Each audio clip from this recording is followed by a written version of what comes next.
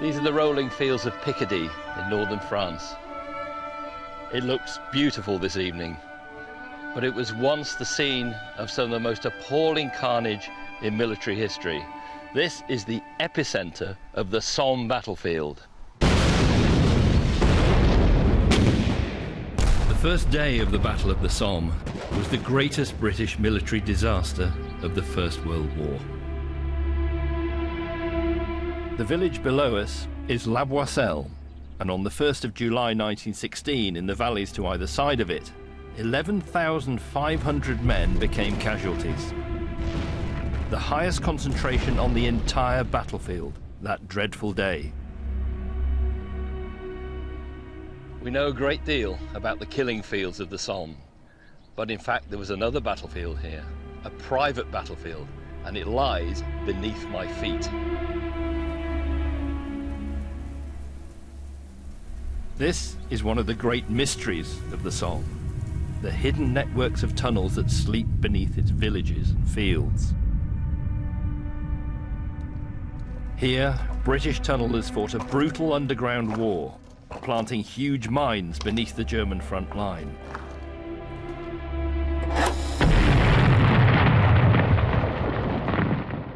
Mines were the original weapons of shock and awe.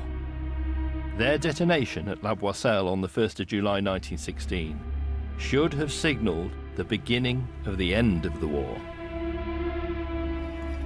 To get under the German lines, tunnellers had to play a terrifying game of blindfold cat and mouse.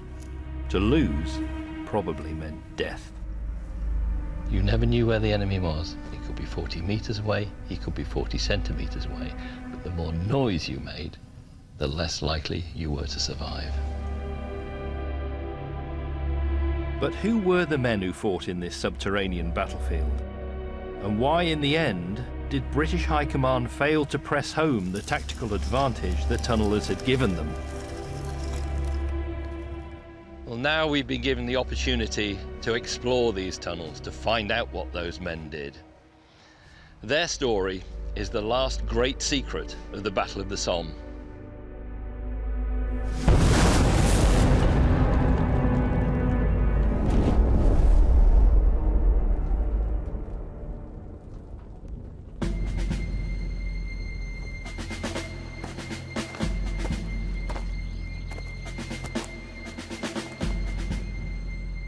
Whilst La Boisselle has now been rebuilt and the land returned to agriculture, this crater field, the physical legacy of war, is one of only a handful of untouched sites on the Somme today.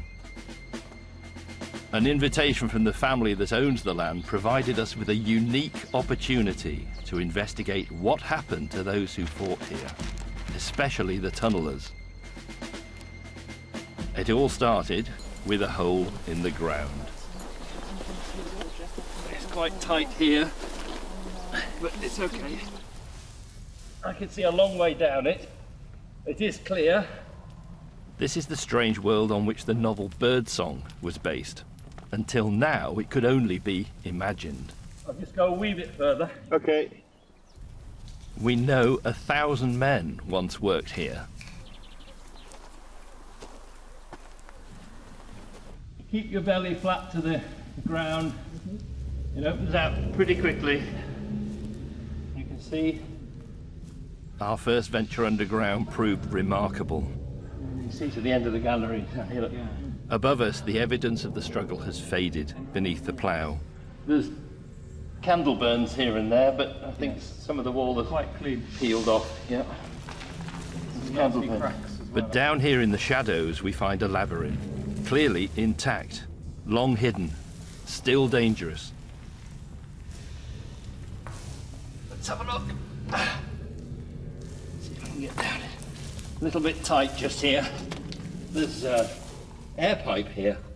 Is the air pipe connected up? No, it's loose pieces.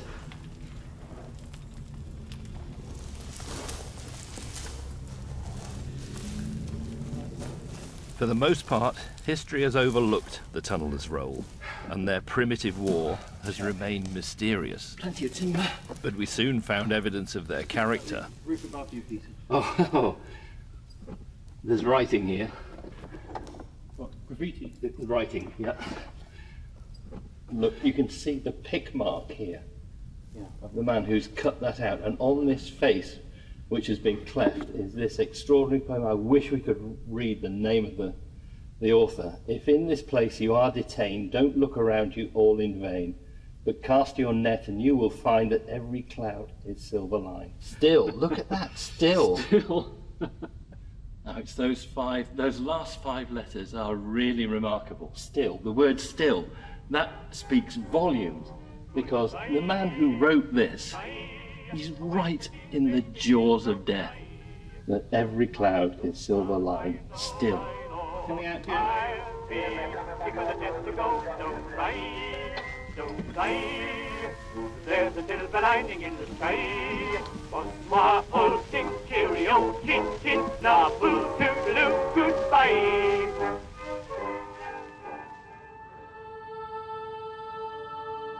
The village of La Boisselle lies on the Roman road from Bapaume to Albert, with the cities of western France beyond, an ancient axis of invasion. In the autumn of 1914, for the second time in 50 years, an invading German army marched down this hill, and it was here, at La Boisselle, that their progress was finally halted.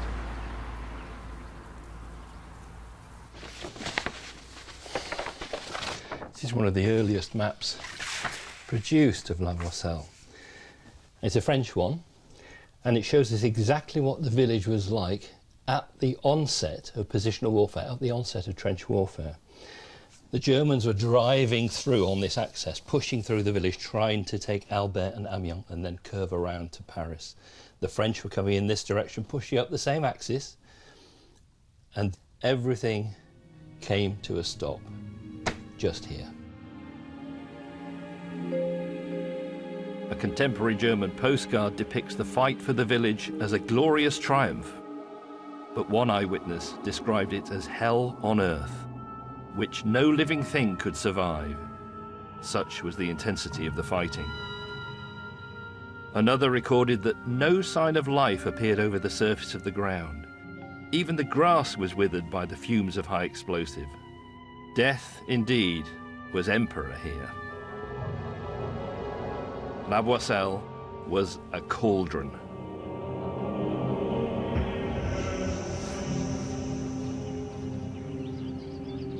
The bitterest fighting was over the civilian cemetery, and for a farm on the western edge of the village, it stood here. This is all that's left of the courtyard. The remains of the farm is where the story of tunnelling at La Boisselle begins. This is all that remains of that farm. This is the Granathof, literally exploded farm, the name given to it by the Germans. The French called it the Îlot. And the fighting over this farm was so bitter between the Breton troops, the French Bretons and the Germans. Hundreds of people lost their lives fighting over a farmyard. Which way is he lying?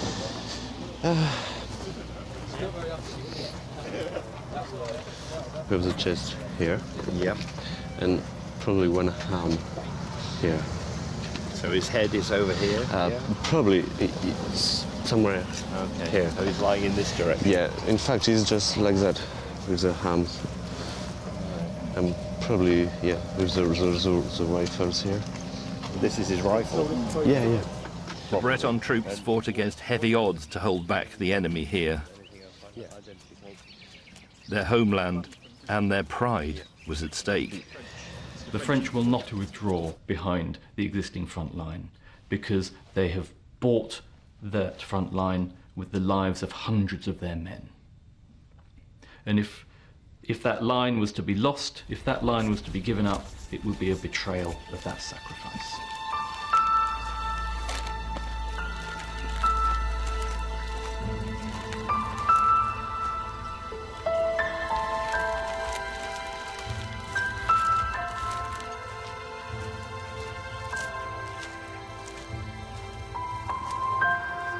After only 4.5 months of fighting, by Christmas, New Year 1915, the war descended into stalemate. These flags here, the yellow flags, they represent the French front lines, and the red ones, the German front line. You can see how close together they are. And what was about to take place was almost medieval. Trench against trench, static warfare, siege warfare. The trenches were fortifications on both sides. In between, you had no man's land. And that was the perfect environment for military mining. It was on Christmas Day, 1914, that French engineers sank their first shaft at this very point. And that was the beginning of a colossal struggle. The huge crater made by the German mine that obliterated the Granathof reveals the devastating nature of tunnel warfare. Whether they liked it or not, both sides were now locked in to subterranean conflict. There was nowhere to hide from a mine. It could destroy a trench and its occupants in an instant. For the infantry, even a suspicion that they were being undermined created a paranoia that quickly eroded morale. Within 12 months, no man's land was a chain of craters. And in fact, what happened was, as the explosive charges grew and grew in scale, the two opposing sides blew each other further apart.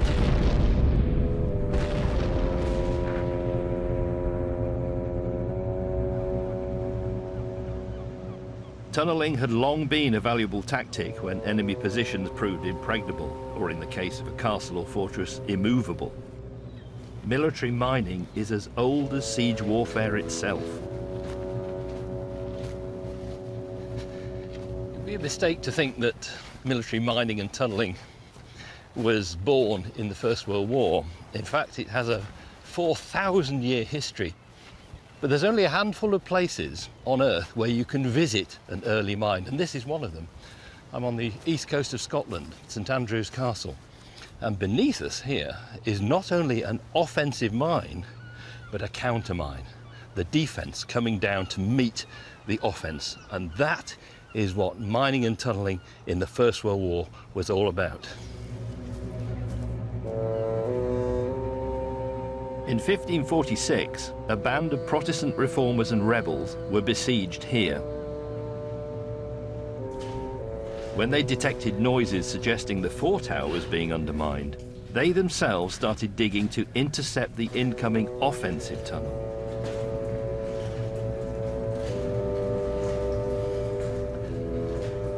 You can see how the offensive tunnel just here is dipping very steeply down. That's to get underneath the ditch.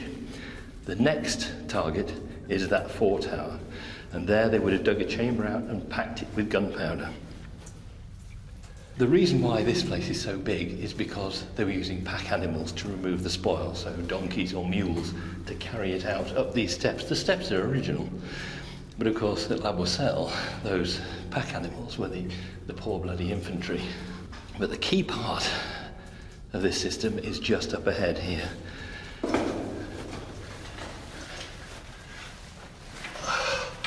This is the essence of military mining. This is where the two tunnels met. The defence coming down here, having heard these guys tunnelling towards them to stop them undermining the fort tower, and the offence suddenly finding that they're face to face with the enemy.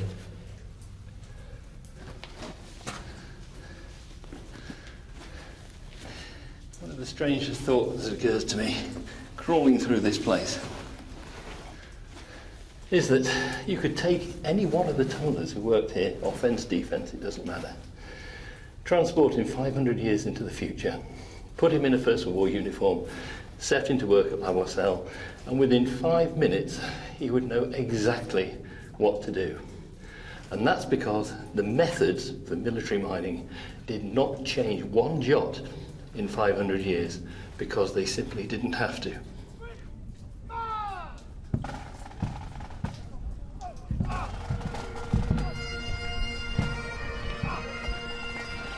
Throughout 1915, the French were losing men hand over fist, and the British were forced to take over, to relieve them on more and more sectors down the Western Front, Vimy, Arras, and eventually on the Somme. And it was at the end of July 1915 that the Black Watch arrived here at La Boisselle.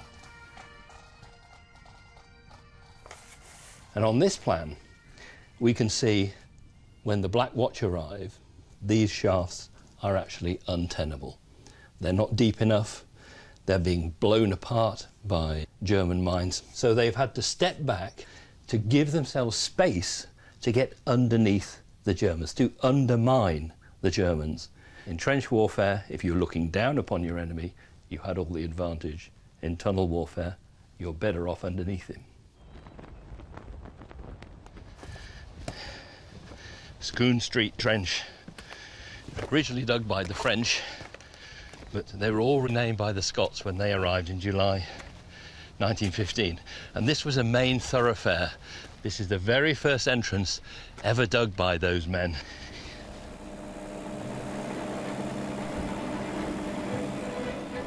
The tunnels and trenches around Schoon Street, occupied by the Black Watch, are where we begin our deeper excavation.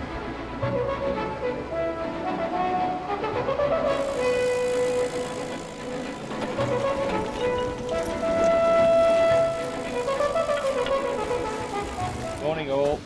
Good morning. Good morning. Welcome to our new arrivals. It's frankly been unbelievable what we've found, what we've learned.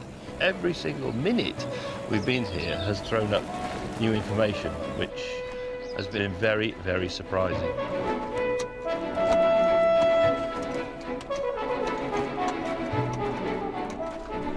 We're working on the surface and we're working underground at the same time.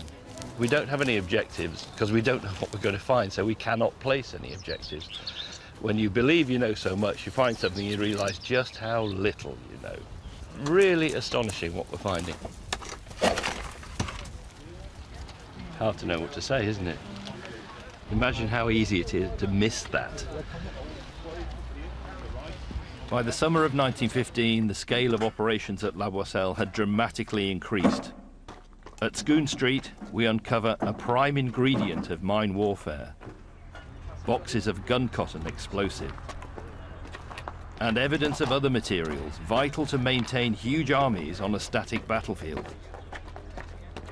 Yeah, I think, yeah. Water petrol? Petrol tin, probably a petrol tin, used for carrying water. When the armies came in here, the natural population just shot up from a few thousand to hundreds and hundreds of thousands of men. There wasn't enough water for these men and all the horses and everything. So when the tunnelling started, they sank wells down through the water table in order to draw water from 110 feet down to serve the men in the trenches. So the tunnels serve three purposes: one, to defend your own trenches; two, to kill the enemy; three, to supply water. Without water, you can't fight a war. So no water, no war.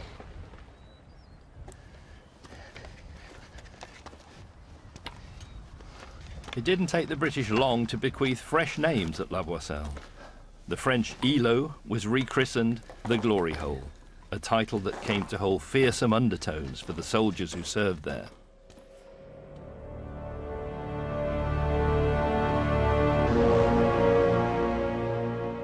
This is what the sector looked like soon after the British arrived. The French tunnels they inherited were unconnected, low, narrow, airless, hazardous, and too shallow to be effective.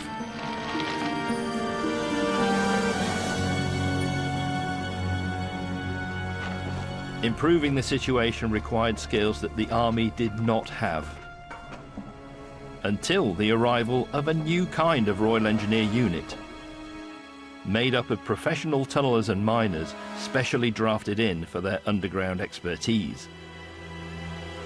The tunnelling companies were the brainchild of one extraordinary man.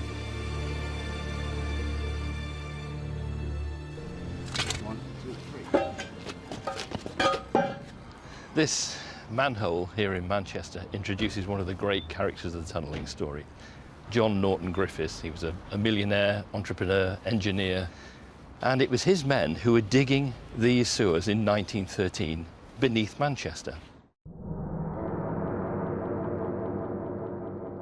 When war was declared, Norton Griffiths' company was building an extension to Manchester's main drainage system. He relied on a unique breed of workers to dig through the clay geology of the area. They were known as clay kickers. Norton Griffiths called them his moles. It so happened that Lord Kitchener, Secretary of State for War, was a family friend. Norton Griffiths wrote to him proposing that clay kickers might be very useful to the army.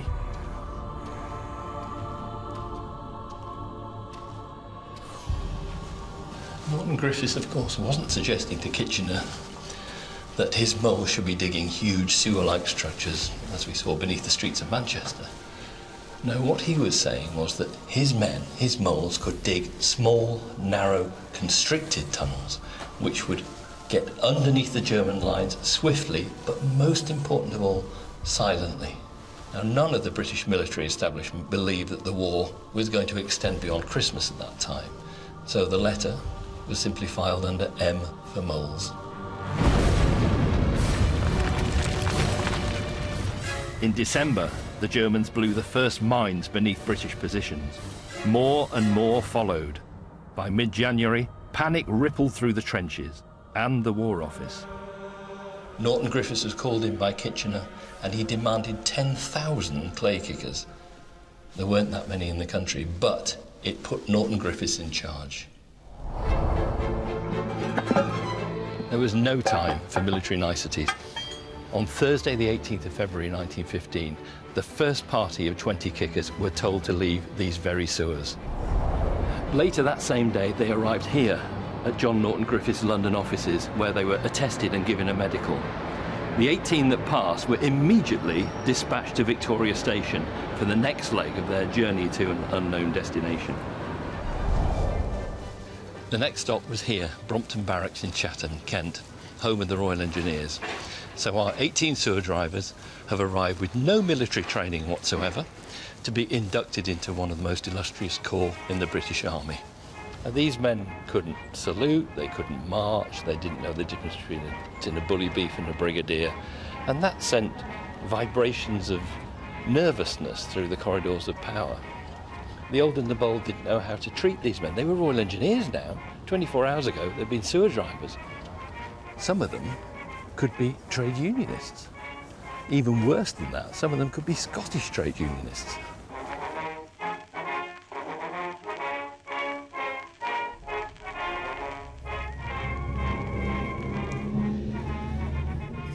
But military training was of minimal importance.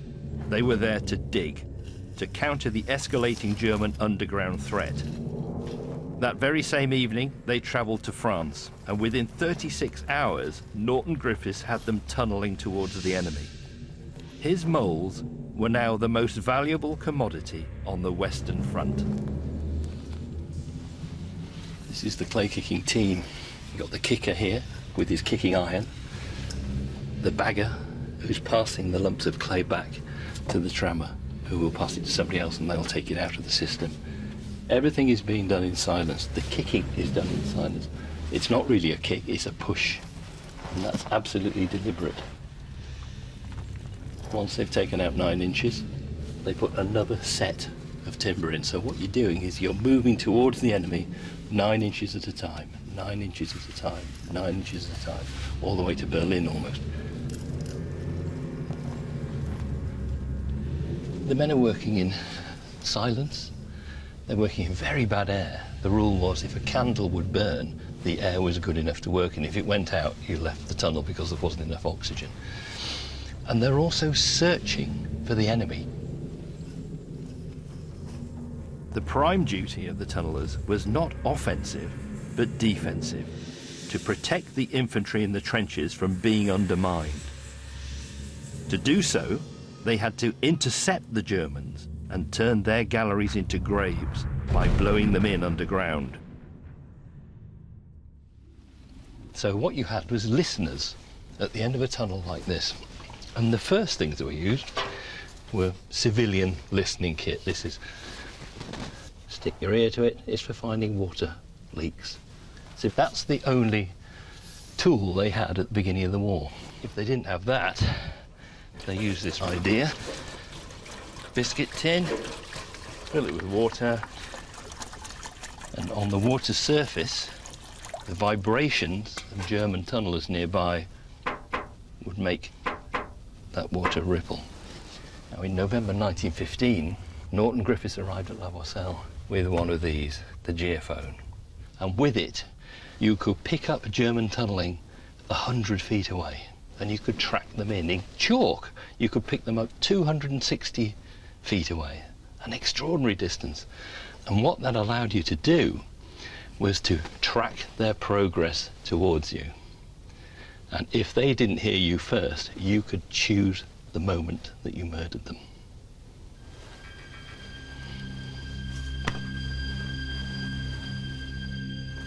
In play, once the decision to blow the enemy had been taken, a hole was silently drilled towards the source of the sound.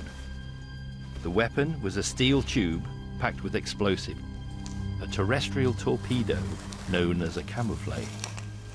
The gallery behind it was then tamped, tightly backfilled with sandbags to maximize the explosive force. What this conflict has, which no other part of the war has, is the ultimate form of barbarism.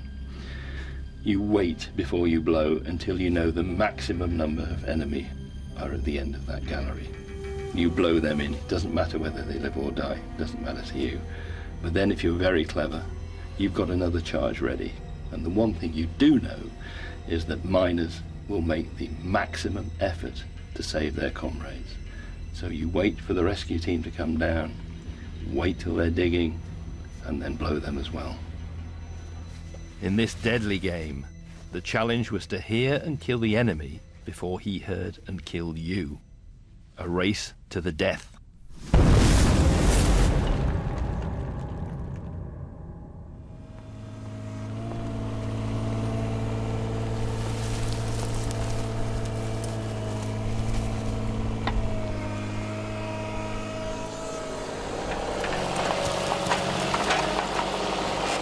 It's funny because when you're digging at home, you're digging for totally different reasons than what you're digging for out here.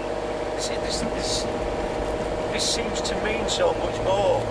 The rewards are far greater. They mean something to the men that are out here all the time. You know, they've never gone home.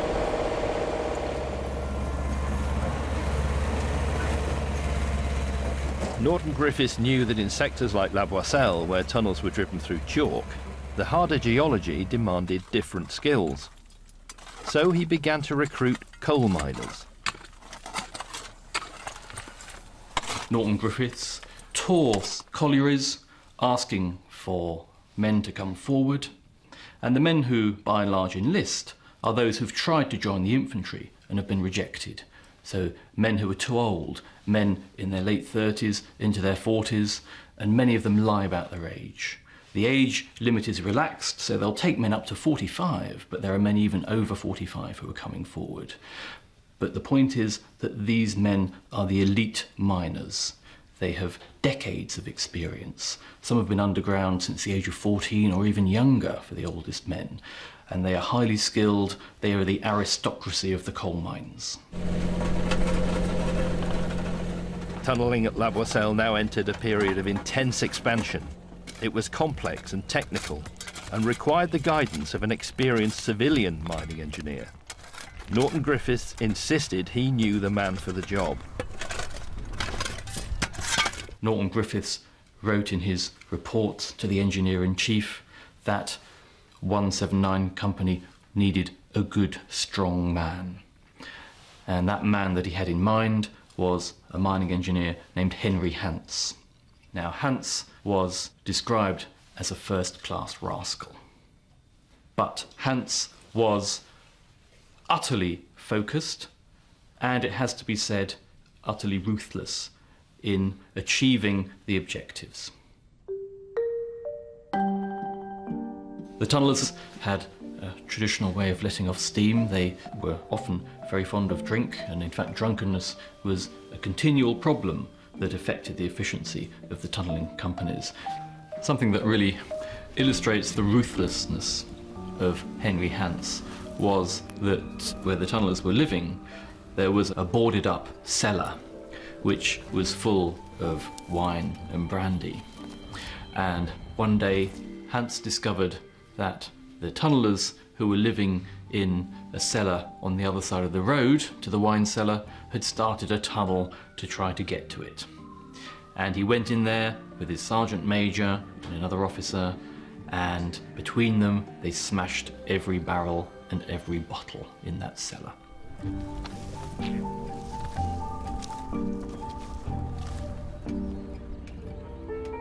Hans was a hard man, but our excavations show he directed some great feats of engineering.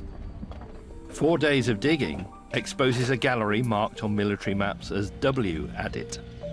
It descends to a depth of 10 metres and contains the remains of a tramway employed to shift the vast tonnage of spoil being lifted day and night from the deeps below.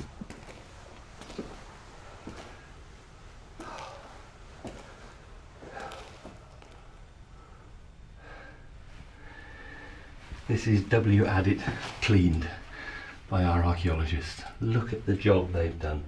This is the original floor. The gallery's in brilliant condition. But when you look at the walls too, the candle marks are all still there. This was lit by candlelight, of course. But what they've revealed on the floor is absolutely astonishing. And this is miners' work. Here we've got the original sleepers for the railway. We've got the original runners for the railway. On top of those would have been 2 little steel rails to run a little wagon from the shaft behind me up to the surface. But most remarkable of all is because this thing was not mechanised, it was pushed by hand. The tunnellers needed a little bit of help for that. And here it is. Those holes have been cut by those tunnellers to put their feet in order to help them push this heavily loaded wagon up this slope to the surface. So I'm walking in the very footsteps of those men. Even the angle is correct so they can push like a sprinter taking off from the blocks. There is nowhere on the Western Front where you can do this except in these tunnels. I'm in the footsteps of those men.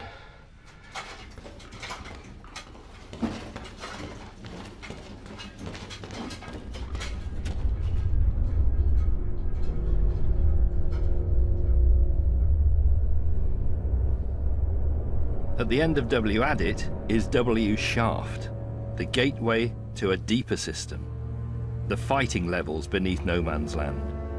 At first glance, prospects look good for a descent. What we're doing here is using a mini high-definition digital camera, and we're lowering it down. There are tunnels going off in that direction and in this direction from this shaft. There were tunnellers at the end of listening posts, listening for the Germans, and men were working below, infantry were working below, helping the tunnellers. It's very peculiar sitting here knowing what the history of this one hole in the ground is. By November 1915, Hans's men had dug to 25 metres and now began driving their first deep galleries out towards the Germans. From the right-hand gallery, Hans's listeners had detected German picking 15 yards away.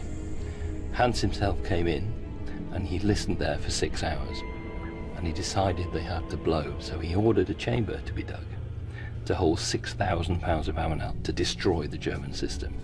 That was completed at midnight on November the 21st, 1915. At 1:30 the following night, the Germans themselves blew, and it took his charge with their own explosion, a massive blast.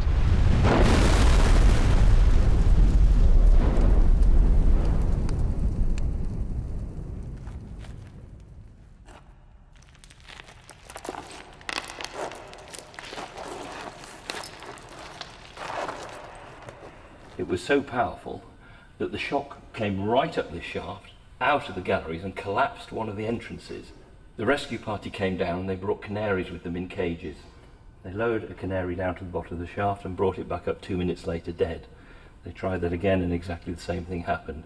So a man went down in breathing gear and he found at the bottom of this very shaft, which we're looking down now, 2 men dead, gassed, carbon monoxide gas. Using the remains of the winch, which is over there in the corner, they lifted their bodies up this shaft and carried them out. But two men remained trapped. John Lane, 45, and Ezekiel Parks, 37, both coal miners from Tipton in the Black Country.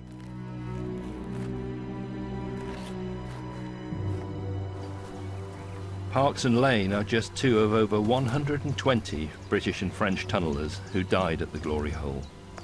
They were simply recorded as killed in action. Perhaps mercifully, families had no inkling of the character of their war or the nature of their death. Yet such events could not be a deterrent. Work went on. We believe the shaft can give us access to 3 kilometres of tunnels and a further, even deeper level. We've now cleared the shaft chamber. This is the original shaft chamber. And what we're actually doing is replacing what the tunnellers put in 1915 in timber. You can still see their original timbers. We're replacing that with steel. And what we're going to do is build a steel cage here to protect us from anything that might fall from the roof. We'll also use the cage in order to brace this roof, because there's some very severe fractures you can see in the rock here. And so the most hazardous part of our exploration begins. Over 100 mines shook this chamber from below. Countless thousands of shells burst above it. For a safe descent, we need not only a team with many a specialist skill, but a structure that will support the technical equipment: winches, pumps, cables and ropes.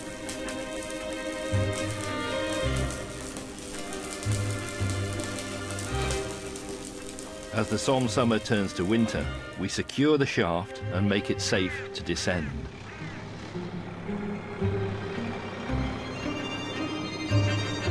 All being well, we plan to be the first people for almost a century to explore the lower levels of the Glory Hole. It's almost a journey into the Valley of the Kings for us, isn't it? Right. Okay. For us, as for the tunnellers at the time, the danger from gas is real. Carbon monoxide produced by underground explosions killed as many men as the blasts themselves. Colourless, odourless and lethal, pockets of it may still exist. Feet up, legs in front.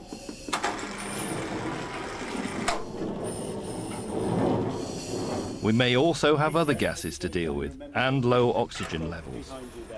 But these are tunnels that haven't been open to the air for many decades. Because of the bottle. Moving over a little bit. I've just pulled him over 6 inches. Watch your bottom at the back, because you're going to be wider than you were before, Pete. As a precaution, our team have gone through training with equipment made by the same company that manufactured the apparatus supplied to the tunnellers of the Great War.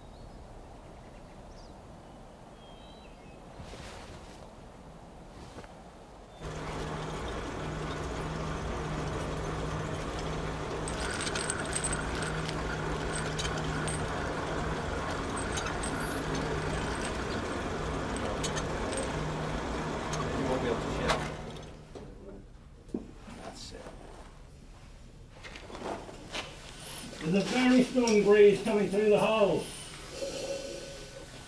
Clean air. We are through. Well done. The air is clear, the shaft stable. Debris still blocks access to the lower levels, but we are able to clear a small hole for a first brief glimpse. It opens out. Yes, you can see the gallery going away to the left. Yeah. In fact, I think I can see the remainder wooden railway line. The gas detector has just slid away into another department. All right? Yeah. Just caught on a knot on your back. That's it. Just move it up there, that's better. Nice and steady, Pete. Okay. Nice and steady. It's very tight. How do you feel? Very tight. Very tight indeed. That's enough. Just through there, that's it. Does it open up, Pete? It's absolutely clear. There's railway lines. Come on. It's tiny, and it just feels primeval, primitive, which is precisely what this wall was. I'll take a photograph.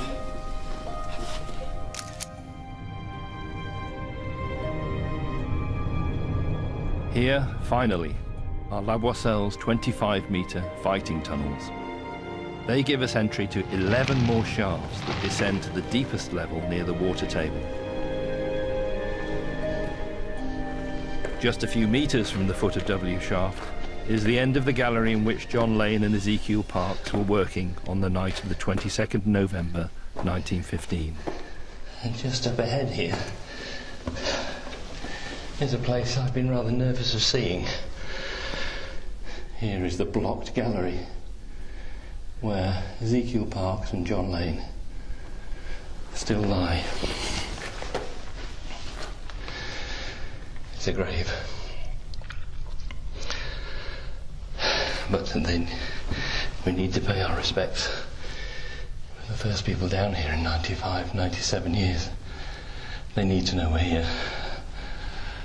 And they need to know that we know they are still here.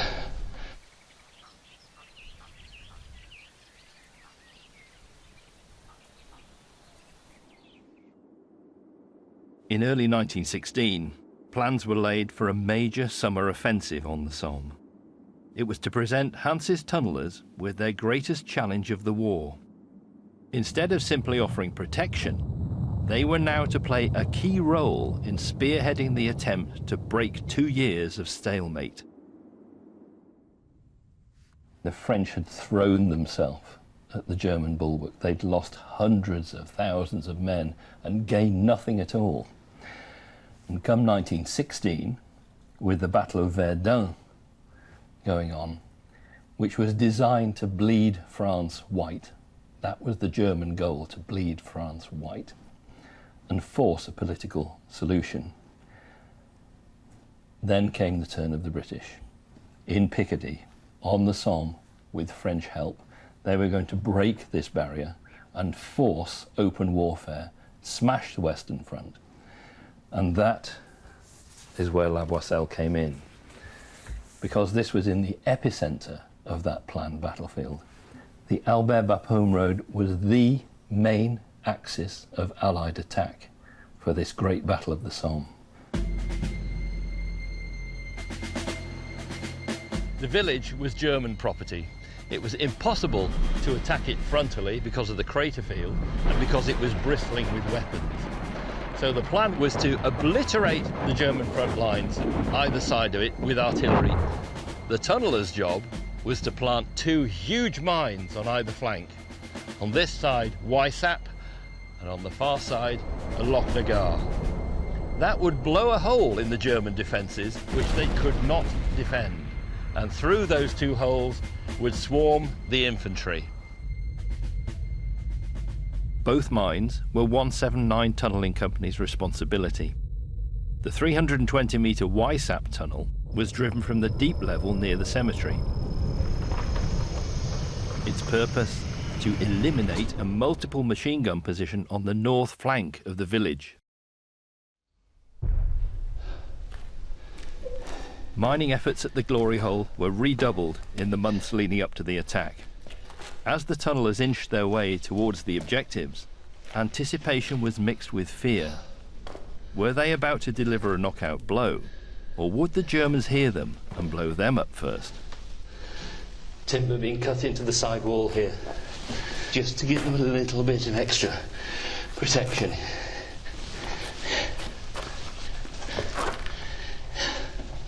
You try to imagine, which we can't, of course, a German blow taking place near here.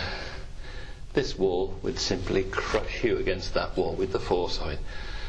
You can see the ground has been shattered. That's from German and British mine blows. Shattered ground. But it's still holding up. What would you do in a place like this if there was an emergency? If the Germans blew a mine? And all those men, there were 900 people working underground here. How on earth would you reach the shaft? What a scramble that would be. Oh, the horror of it.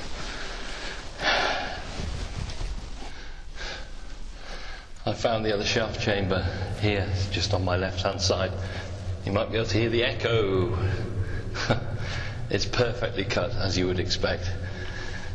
And that goes further on. It goes on and on and on. I can't see the end of the gallery. And off it are the listening posts and the mine chambers, off in the direction of the enemy, in an easterly direction. Laying a mine isn't just about digging tunnels. It involves the excavation of underground caverns, mine chambers, to house the explosive charge. Once filled, the gallery behind was packed with sandbags of chalk to force the blast vertically. This is the entrance to a mine chamber. There's a tunnel going out under no man's land, because we are under no man's land here. And it goes forward and zigzags, and there's a chamber at the end of it. This bit has been blocked up, probably just backfill, and I can see beyond. But I've just seen something very, very thought-provoking indeed, because down here are the cables for the mine. They've been cut, fortunately. But what we don't know, of course, is whether there's still a mine in there. What a very strange thought.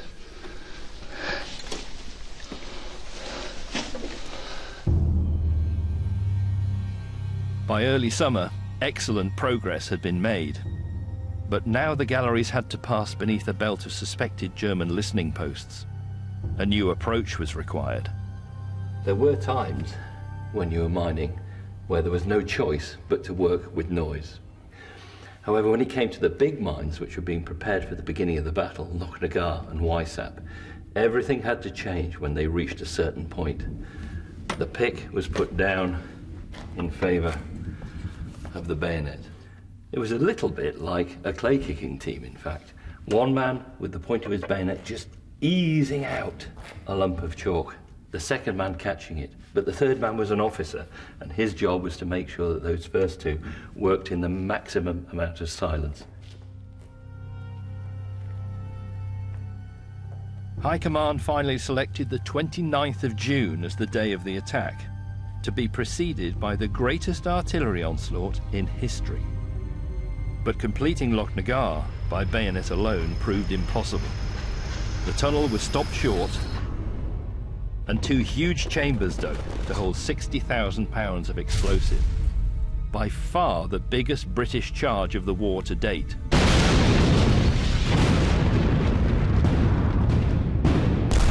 The preliminary bombardment began on the 24th of June. Over the next week, a torrent of 1.7 million shells descended upon the Germans. The countdown to the tunneler's moment of glory was underway. Hans had charged his men to plant 20 tons of explosives beneath the Weissap, 30 tons beneath Lochnagar, and two enormous charges under the glory hole itself to destroy the German tunnel system. The bombardment was falling, time was running out. There was no more tension than at this moment. Through these fields were lines and lines of infantrymen carrying tins of Aminal explosive up to the mines, up to the chambers, to charge them ready for the 1st of July. Nerves were at breaking point.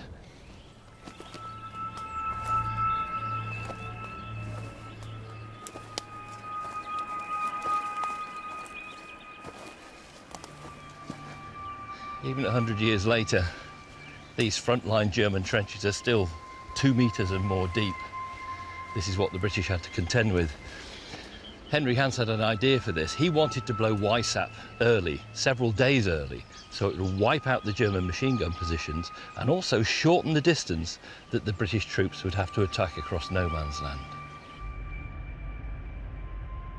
The resulting crater, he said, could then be occupied and employed to dig an advanced jumping-off trench for the British infantry. A trench that would effectively reduce the distance across no man's land by over 150 metres. What Henry Hans was trying to achieve by blowing up Weissap early was to cut out the German chance of enfilade. And that means firing the machine guns up no man's land, along no man's land, at about knee height. If you just train your machine gun and fired it, it meant that the British troops crossing this way would have to walk through a stream of bullets, and they would be cut off at the legs. And when we talk about men being cut down like a scythe, that's what happened with machine guns. They were just cut down here and fall to the ground. Hans's corps commander agreed that neutralising enemy fire from the flanks would save lives around La Boisselle.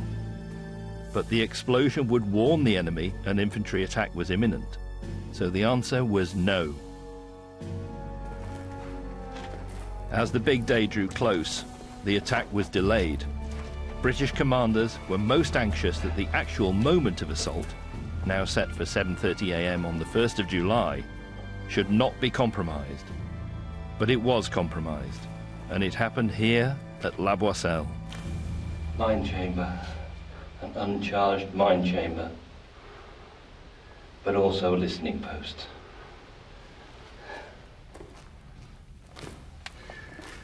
What the British were not aware of until after the battle is something rather serious, in fact possibly the most serious, but little thought of fact. And that was that in one of the German tunnels there was a chamber within which was a machine called a Moritz system. And it was specially designed to pick up electrical impulses passing through the earth itself, telephone impulses. And somebody on the British side, on the night of the 30th of June, sent a telephone message, unscrambled, to one of the brigades holding the line here. And it said, "Good luck tomorrow morning." The only thing the Germans did not know after 8 days of bombardment was the moment of the British attack. And the British had just told them.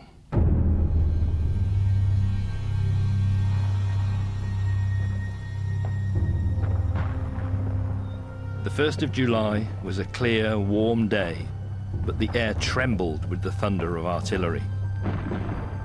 The infantry were poised to go into action, all mines charged and exploders connected.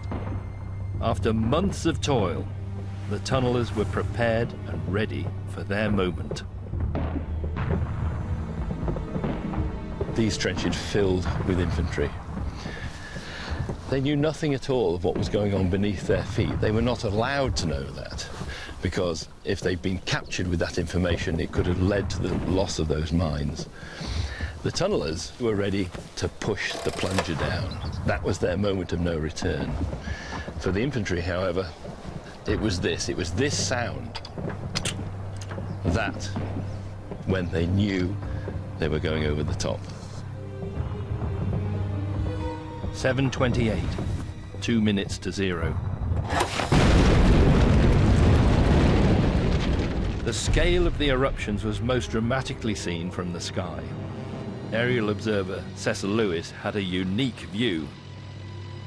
There was an ear-splitting roar, drowning all the guns, flinging the machine sideways in the repercussing air. The earthly column rose, higher and higher to almost 4,000 feet. There it hung, or seemed to hang, for a moment in the air, like the silhouette of some great cypress tree.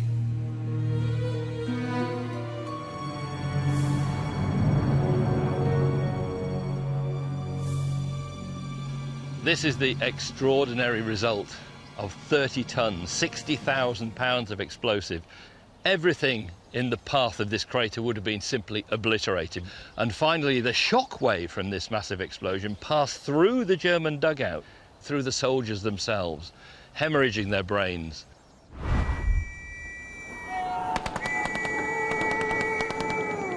Two minutes later, troops from the Tyneside Scottish and Tyneside Irish rose to assault enemy trenches that lay smoking and pulverised before them. But something wasn't right. In Mash Valley, next to the huge Weissap crater, the leading waves were seen to wither and fall before they had gone 100 metres. The Germans had heard British tunnelling, evacuated Weissap, installed their machine guns elsewhere, and throughout no man's land produced a lethal hail of enfilade crossfire. Hans's worst nightmare had come true. The Germans were not neutralised, and that's because the Germans were in dugouts, deep shelters underneath the trenches. They'd taken their weapons down there. The moment the bombardment stopped or moved on, up they came out of the dugouts, placed their machine guns on the parapets and cut down the British soldiers like corn. They were scythed down like corn. 5,100 men lay in this valley before noon on the 1st of July. On the other side of the village in Sausage Valley, where Loch Nagar was blown, over 6,000 men were dead, wounded and missing. The killing fields astride the Glory Hole saw the highest concentration of casualties on the entire Somme battleground that day, the most disastrous in British military history. La Boisselle was meant to have fallen within 20 minutes. That night it was still in German hands. Their 2-year occupation had allowed them to create a bastion with hundreds of deep shelters that withstood the pummeling of even the heaviest British guns. And so the tunnellers had achieved everything and nothing. The fact that it did not help the infantry was not their fault. British High Command had put their faith in the guns. That was their major weapon in their armoury. But the Germans knew that. They were prepared. And they put themselves underground, out of harm's way. So, at La Boisselle, the tunnellers did everything in their power to assist the infantry to succeed. But it was never going to be enough. What happened on the 1st of July exposed the limitations of mine warfare. It can deliver destruction, shock, and awe on a grand scale, but only momentarily.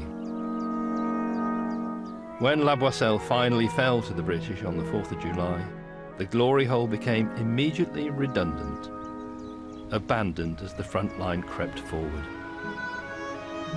No tunneler can keep up with a moving army.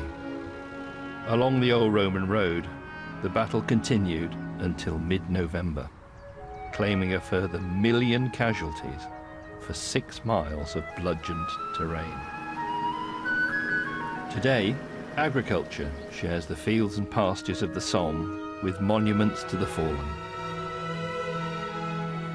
Little survives of the surface war, but beneath lies the kingdom of the tunnellers. The world they made at such great cost and where so many remain entombed is all still there. This is their monument.